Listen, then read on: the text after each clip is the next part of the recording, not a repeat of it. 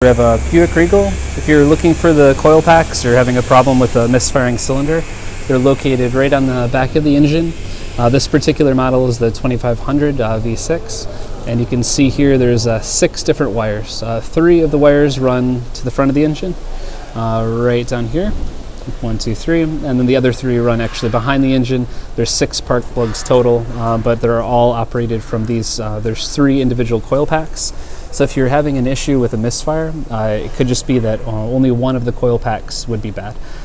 So if you're having a misfire, say on one cylinder in the front and one cylinder in the back, which is what this first coil pack goes to, then it's probably the first one.